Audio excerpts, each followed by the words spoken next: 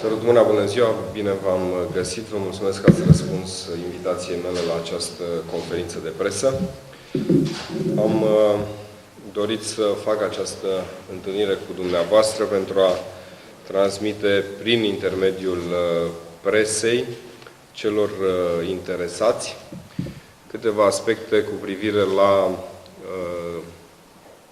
gradul de îndatorare al municipiului Baia Mare, situația financiară a municipiului, eventuale arierate, dacă ele există sau nu există, respectiv încă o situație pe care o vom discuta la sfârșitul conferinței de presă, situația Romaltin.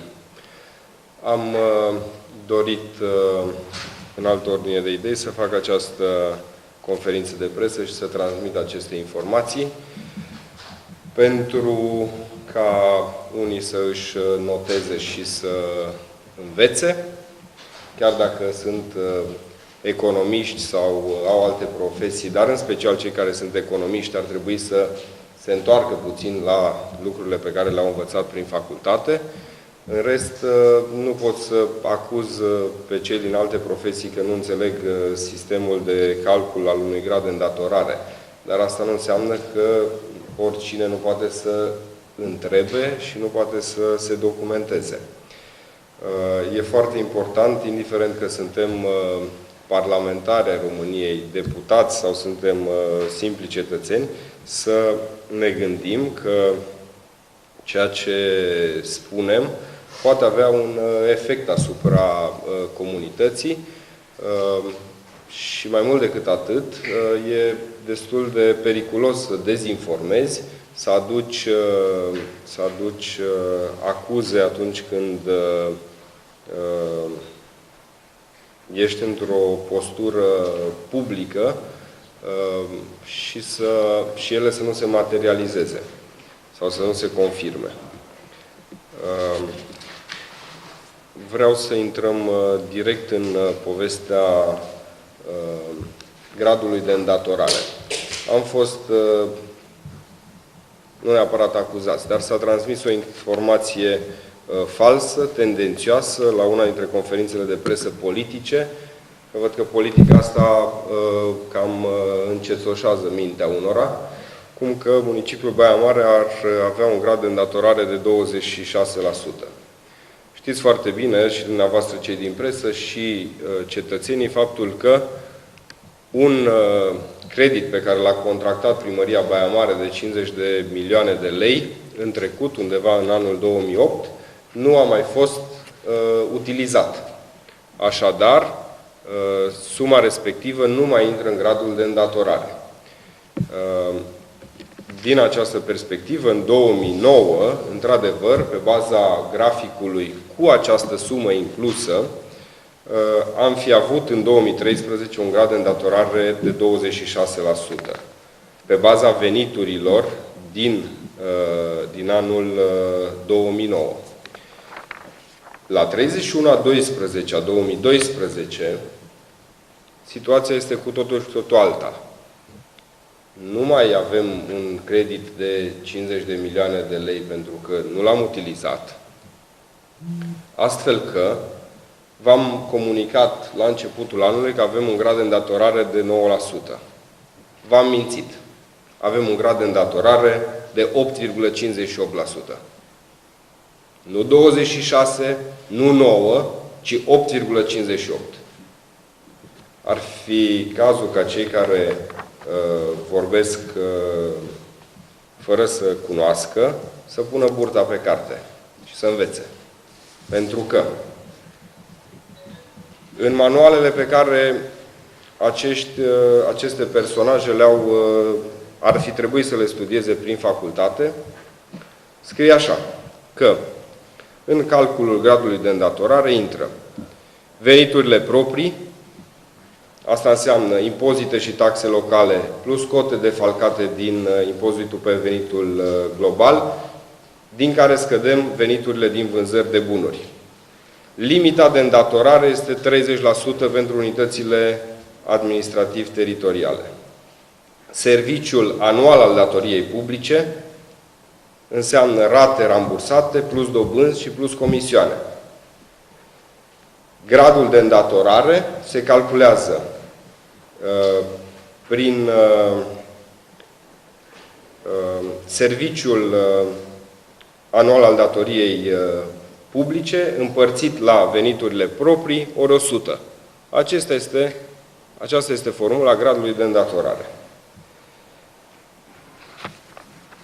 Deci vă repet, Baia Mare la 31/12/2012 și în acest moment are un grad de îndatorare de 8,58%. Cu siguranță că dacă am fi tras acel credit, am fi utilizat acel credit, acel al doilea credit al municipiului Baia Mare de 50 de milioane de lei contractat în 2009, n-am fi avut 26, dar am fi avut undeva la 18-19% grad de îndatorare, pentru că veniturile au crescut din 2009 până azi. Asta referitor la gradul de îndatorare. Referitor la credite, municipiul Baia Mare până în 2012, până în decembrie 2012, avea contractate 2 credite. Un prim credit de 50 de milioane de lei, contractat prin 2006-2007, utilizat, tras în integralitate, pentru care plătim aproximativ 500.000 de lei în fiecare lună, rate plus dobânzi, și mai aveam în 2009 contractat de către vechea administrație încă un credit de 50 de milioane, deci în total 100 de milioane. Credit care a fost utilizat, din care au fost utilizate doar 10 milioane de lei. Așadar, restul sumei nu a mai fost utilizată și contractul de credit a fost anulat. Asta ca să lămurim chestiunea cu gradul de îndatorare și cu creditele. Încă o chestiune, și vă mai repet, v-am mai spus-o și la ultima întâlnire pe care am avut-o. În 20 decembrie s-a aprobat de către Consiliul Local contractarea unui credit de 100 de milioane de lei pentru tot ceea ce înseamnă cofinanțări și alte proiecte pe care le avem. Ulterior, la începutul lunii ianuarie, am considerat că trebuie să schimbăm 2 lucruri. 1. Să nu mai scriem în contract 100 de milioane de lei, ci până la 100 de milioane de lei, adică dacă avem nevoie de 10 milioane de lei pentru cofinanțări, să nu trebuiască să luăm un credit de 100 de milioane. Și să nu spunem 20 de ani, ca și perioadă de rambursare a creditului, ci de până la 20 de ani. Pentru că dacă avem veniturile în creștere, cum o să vă arăt imediat, poate că putem să plătim creditul în 10 ani, poate îl putem plăti în 15 ani. Și să avem flexibilitatea aceasta și în negocierea contractelor cu băncile care vor fi interesate de această finanțare. Vreau să vă comunic că pentru noi, ca și Consiliul Local sau Primărie, este importantă, în primul rând, cofinanțarea proiectelor europene, care nu intră în gradul de îndatorare al municipiului Baia Mare, dacă utilizăm din credit această cofinanțare. Există încă o manieră în care putem să generăm flux financiar, respectiv finanțare pentru proiectele pe care le gândim pentru comunitate, emiterea de obligațiuni. Și poate că, la un moment dat, va trebui să facem o dezbatere și în acest sens. De ce nu băimărenii sau alții să investească în municipiul Baia Mare și să se simtă acționari în ceea ce facem noi. Și să își obțină din banii respectivi, pentru că oricum plătesc taxe și impozite, dintr-o anumită sumă pe care o investesc, să obțină din partea municipiului o anumită dobândă în fiecare an. Va fi o chestiune pe care o vom discuta și vom vedea dacă va fi oportună la un moment dat. Este un instrument modern de finanțare și pentru instituțiile publice, și pentru autorități locale, și pentru societățile comerciale. Se utilizează și s-a utilizat puțin în România, aproape deloc, dar cred că trebuie să adoptăm modele eficiente pe care le avem și în Europa, și în Statele Unite, și în Asia, cum procedează și alte municipalități cu privire la finanțări. Și aici e foarte important să implici comunitatea într-o astfel de chestiune, mai ales când ai niște obiective clare cu privire la dezvoltare. Parc industrial, parc logistic, centru expozițional, chestiuni care generează dinamică în municipiu și chestiuni care pot genera și profit pentru municipiu. Și atunci putem să generăm o astfel de platformă de finanțare, astfel încât cetățenii să se simtă parte și să putem atrage din diverse părți resurse financiare. Vă spuneam că totul se raportează la venituri și toată lumea știe că veniturile sunt cele importante și care generează dezvoltare. Și vă fac comparația între anul 2011 și anul 2012. În anul 2011 am avut un total al veniturilor de 102 milioane lei și în 2012 am avut un total de 107 milioane lei. Deci aproximativ o creștere de 5 milioane lei, chiar dacă impozitul pe venitul global sau cota pe care ne-o păstrăm noi din impozitul pe venitul global a scăzut de la 44% la 41,7% începând cu 1 ianuarie 2012 printr-o decizie a guvernului precedent. Cu toate acestea, cu toată povara pe care a pus-o guvernul pe autoritățile locale prin această scădere, totuși municipiul Baia Mare a înregistrat o creștere de 5 milioane de lei, chiar mai mult de 5 milioane de lei. În principal, mai este o chestiune importantă, pentru că vorbim despre venituri. Gradul de realizare a veniturilor în 2012, certificat de finanțele publice ale municipiului ale județului Maramureș, a fost de 90%. Și avem o pondere a secțiunii de funcționare de 77,51%, iar optimul conform manualelor, pe care unii nu le citesc dintre cei care conduc această țară, optimul pentru tot ceea ce înseamnă dezvoltare este de 20%. Optim, ideal în ceea ce înseamnă dezvoltare, să ai 20%. Aceasta este ținta la care tinde orice fel de autoritate locală. Noi n-am avut 20%, am avut 22,49%, deci am depășit optimul pe care îl menționează manualele, pe care unii nu le citesc. Mergem mai departe. Vreau să revin la chestiunea cu veniturile și este foarte important să le mulțumim cetățenilor municipiului Baia Mare pentru rigurozitatea, disciplina, înțelegerea cu care plătesc de fiecare dată la timp taxe și impozite. Bineînțeles că sunt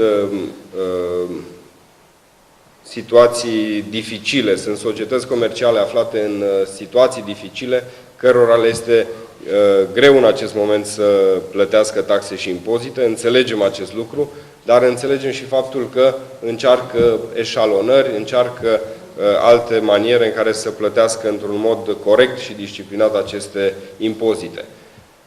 Tocmai din acest motiv am avut inițiativa în 2012 ca pentru firmele, societățile comerciale, persoane fizice și juridice, care au acumulat datorii de-a lungul timpului, dacă își plătesc baza, să li se anuleze tot ceea ce înseamnă penalități.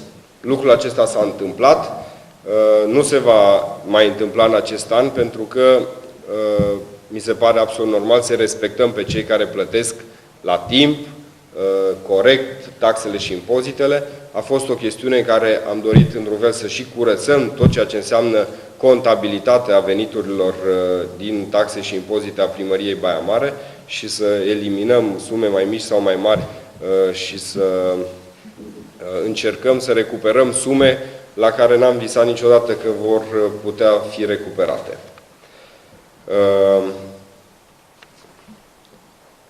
Apoi, o chestiune mult dezbătută și într-un mod care n-a fost tocmai corect, este chestiunea legată de datorii și arierate. S-a spus că municipiul Baia Mare a ascuns datorii și arierate. Municipiul Baia Mare și orice autoritate locală nu poate să ascundă acest lucru, pentru că sunt niște chestiuni foarte clare și transparente în relația cu finanțele publice și nu se poate întâmpla acest lucru. S-a spus că avem datorii de 400 de milioane de lei, de 200 de milioane de lei, de diverse alte sume. Bun. Vreau să stabilim și aici niște chestiuni. Plățile restante, conform manualului, reprezintă sumele datorate și neachitate care au depășit termenul de plată prevăzut în contract sau în factură. Iar arieratele reprezintă plăți restante cu o vechime mai mare de 90 de zile, calculată de la data scadenței facturii. Vă dau o cifră care este valabilă azi și vă dau și cifra care a fost valabilă la 31 decembrie 2012. Dar înainte vă spun foarte clar. Municipiul Baia Mare are o situație economică absolut echilibrată și respectăm întru totul ceea ce înseamnă contracte, termene de plată, termene scadente. Bineînțeles că, așa cum se întâmplă și în orice familie, și în orice societate, și în orice buzunar al unei persoane fizice, dacă astăzi îți vine factura la gaz, nu o plătești astăzi. Poate că mai întârzi și o zi, două față de ziua scadenței. Că se întâmplă lucrul acesta, pentru că prioritățile sunt diferite. Dar în acest moment, municipiul Baia Mare are un total al plăților restante, nu de 400 de milioane, nu de 200 de milioane, ci de 1.400.000, adică 300.000 de euro, lucru care se plătește în mod curent de la o zi la alta, că sunt încasările noastre pe 2 zile. Și pe de altă parte, tot ceea ce înseamnă arierate nu există. Baia Mare, municipiul Baia Mare, nu are nici o plată, nici o sumă care să intre în zona arieratelor. În altă ordine de idei, în aceste sume am introdus, în aceste sume restante, am introdus inclusiv ceea ce are Serviciul Public Asistență Socială, inclusiv ceea ce au școlile și, bineînțeles, fără spitalul TBC, care are, și spitalul TBC, care are suma introdusă în acest total. Deci, toate entitățile care fac parte din structura municipiului Baia Mare, indiferent că e vorba de servicii publice, de spital sau de structuri școlare, intră în această sumă infimă. Țin să vă anunț că municipiul Baia Mare încasează zilnic aproximativ între 300 și 500.000 de lei. Deci sunt veniturile pe 3 zile. Acum, vreau să vă menționez faptul că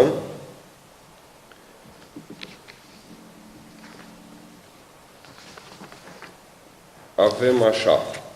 Și toate aceste lucruri sunt declarate la finanțele publice, pentru că așa este normal. Avem totalul plăților restante, declarate, avem plățile care sunt sub 30 de zile, plățile care sunt peste 30 de zile.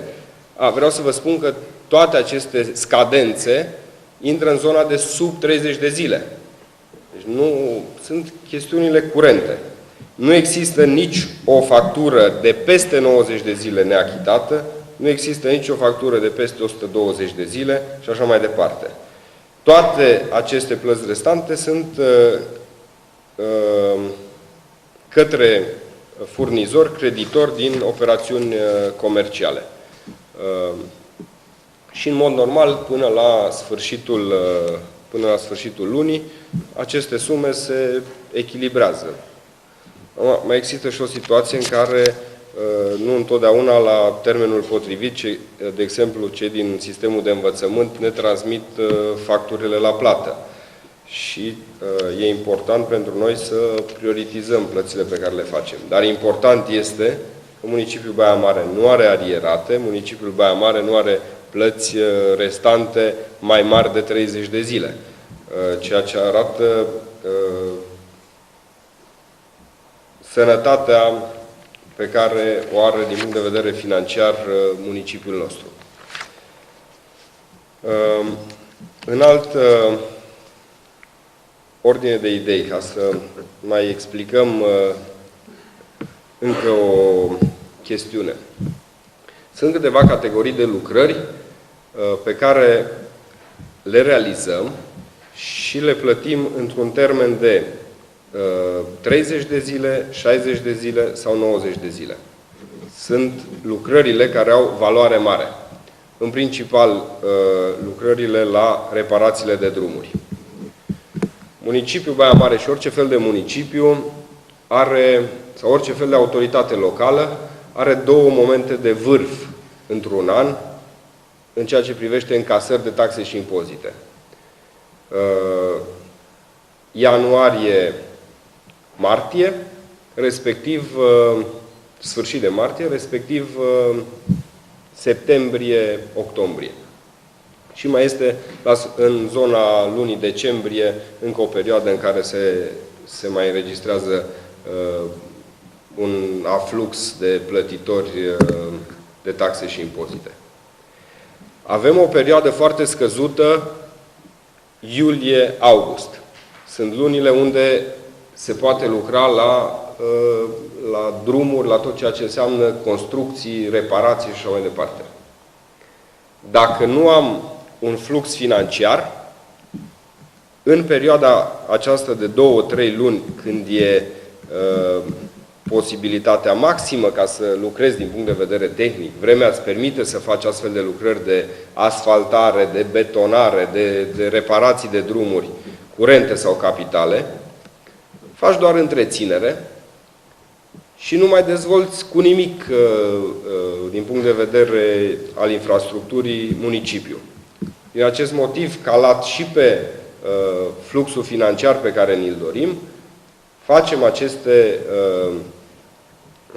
dăm aceste termene de plată conform contractului și conform a ceea ce semnează inclusiv prestatorii de servicii sau de lucrări de 30, 60 sau 90 de zile.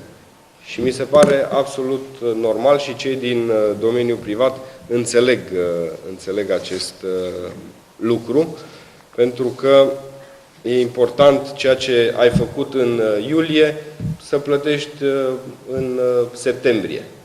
Important este să plătești. Și municipiul Baia Mare, dacă o să vedeți din statistica și celor de la finanțe și celor de la Camera de Comerț și Industrie, este principalul motor al dezvoltării economice municipiul Baia Mare. Din păcate, așa se întâmplă. o foarte mare parte a fluxului de numerar provine din ceea ce plătește primăria sau structurile din subordinea Consiliului Local. Lucrul acesta nu e un lucru foarte fericit, dar asta se întâmplă în acest moment. Ar fi foarte important pentru noi să avem 20-30 de fabrici care să genereze mai mult decât generează municipiul Baia Mare. Din păcate, încă nu le avem. O să vă invităm în aprilie la inaugurarea unei fabrici de 800 de locuri de muncă. Prima fabrică de acest tip și în această perioadă. Bun, asta legat de partea financiară și de ceea ce vreau să lămuresc pentru cei care, prin conferințe de presă, înainte să vorbească, uită să citească manualele pe baza cărora și-au dat examenele și și-au luat licențele. O altă chestiune delicată și importantă este chestiunea Romaltin. Vreau să vă menționez faptul că săptămâna trecută, cu 2 săptămâni, circulam pe Bulevardul Independenței și am văzut niște conducte și niște săpături în acea zonă. Am trimis corpul de control, am verificat legalitatea acestor tipuri de lucrări și am constatat că există o autorizație emisă de către Consiliul Județean Maramureș. Orice lucrare care se derulează pe raza mai multor localități e obligatoriu să fie emisă de către Consiliul Județean, ceea ce este corect. Această autorizație a fost emisă, dacă nu mă înșel, în anul 2009 sau 2010 și eram foarte interesat dacă există un acord al municipiului, pentru că municipiul sau fiecare autoritate locală, chiar dacă autorizația e dată de către Consiliul Județean, autoritatea locală trebuie să-și dea un acord. Am avut surpriza să văd că acest acord a fost acordat. În 2010 există un acord al primarului municipiului Baia Mare, nu eram eu primarul municipiului Baia Mare, pentru aceste tipuri de lucrări, reparații de conducte, înlocuiri de conducte pe raza municipiului Baia Mare. E de fapt această conductă care probabil duce sterilul de la Haldă la Romaltin. Bun. Văzând toate aceste lucruri, am fost legat de mâini și de picioare. Nu m-am legat singur, m-au legat alții înainte de a dori eu. Și ne trezim acum în următoarea situație.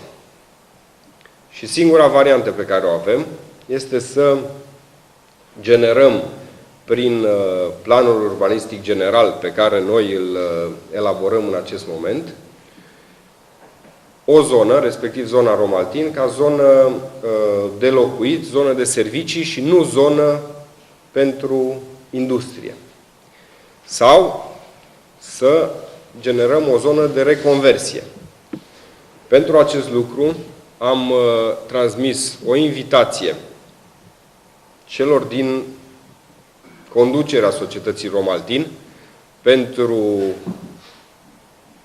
joi, săptămâna asta joi, la o întâlnire cu Consiliul Local al municipiului Baia Mare, pentru a înțelege și noi care sunt intențiile.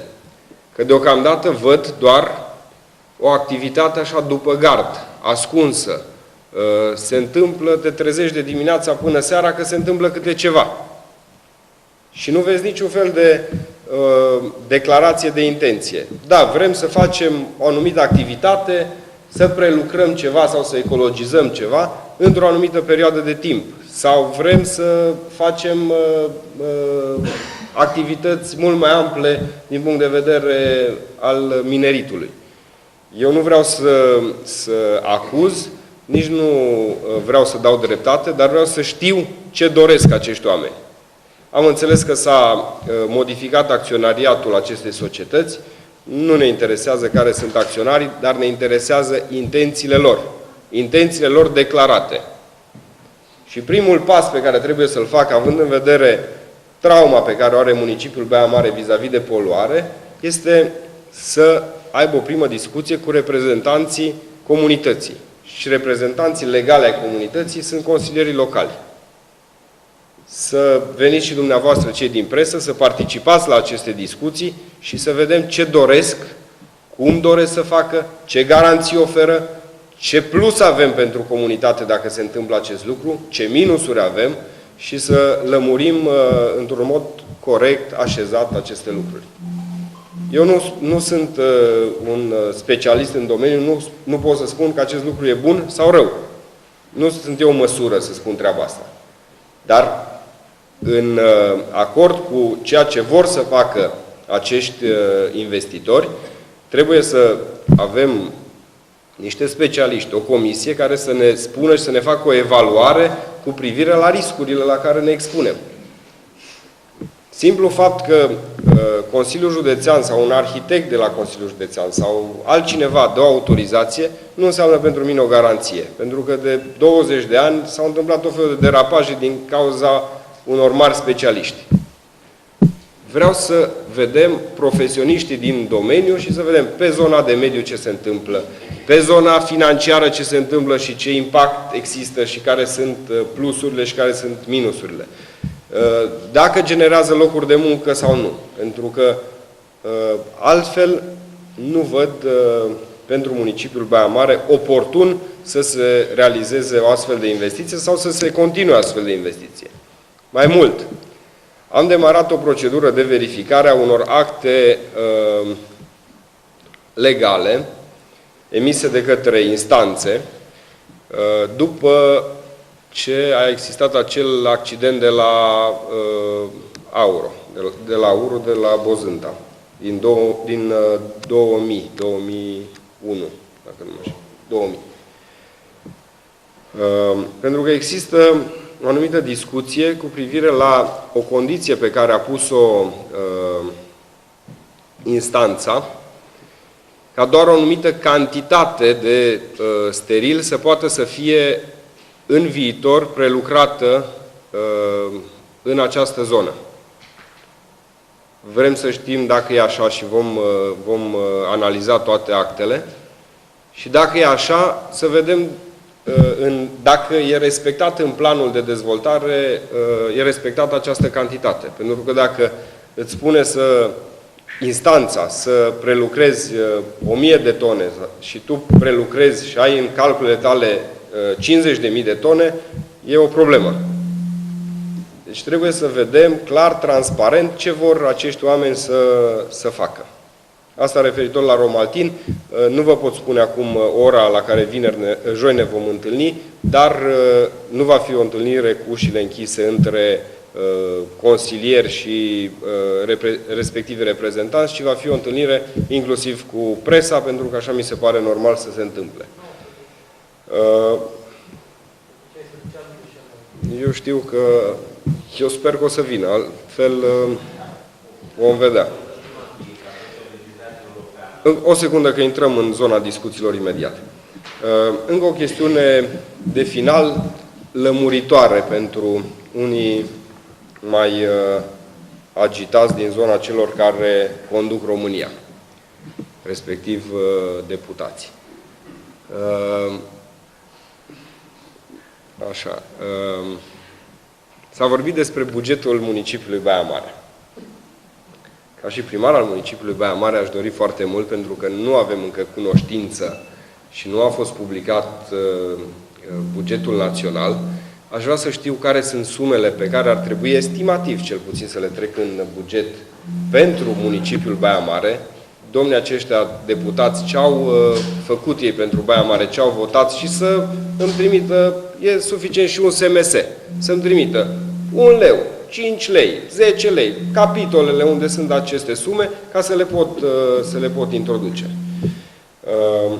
În plus, din nou, din manuale, vreau să vă spun, și aici probabil că mulți dintre ei n-au încă experiența parlamentară și nici administrativă.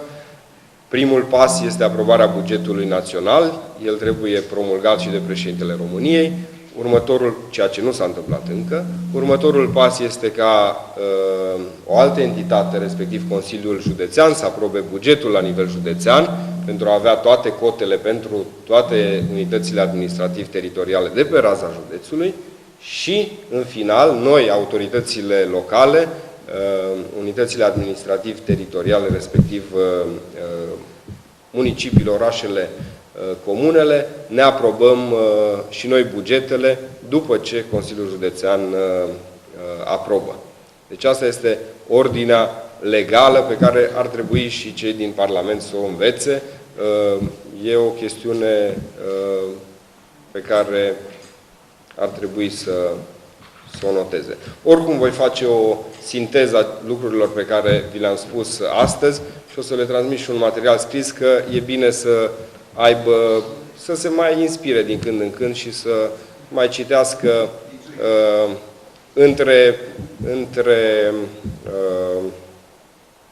între două telenovele, să citească și câte un material de acest tip. Bun. Acestea au fost chestiunile pe care am vrut să vi le transmit.